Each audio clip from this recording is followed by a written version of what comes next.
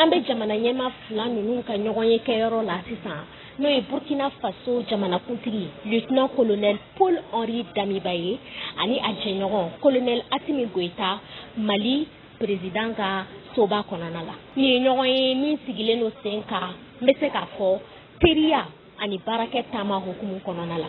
Hakili lajiginna ni lajɛ in ye Burkina jamanatigi ka bɔliko fɔlɔ de ye kabini a ye fanga dafiri ka fanga tigiya ta Burkina Faso janvier kalo tile 24 san 2022 kɔnɔna la.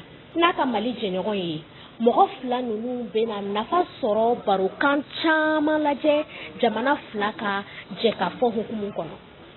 Nga lieutenant colonel Paul Henri Damiba ka kuma nafamayɔrɔ bɛna ɲɛsi sɔrɔdasiw ka jɛkafɔ kan walasa ka terrorisiw ka jɛkulu waleyaw bali.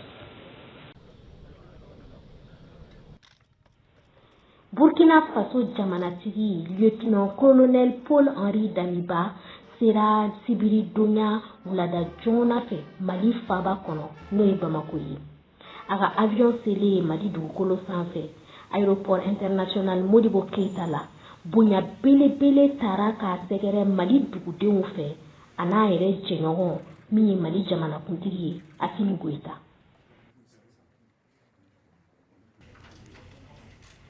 Ayiwa ladalajɛli Mali jamanakuntigi ni Burkina jamanakuntigi ni ɲɔgɔn cɛ min kɛra ni Sibiridonya in na o de kun cɛlen filɛ nin ye. Aw y'a ye sisan nɔ Burkina président ni Mali président donna mobili kelen kɔnɔna la u bɔra palais kɔnɔna la ka taga ɲɔgɔn fɛ. Nin tun ye VOA ciden ye Kumbakuku Ture.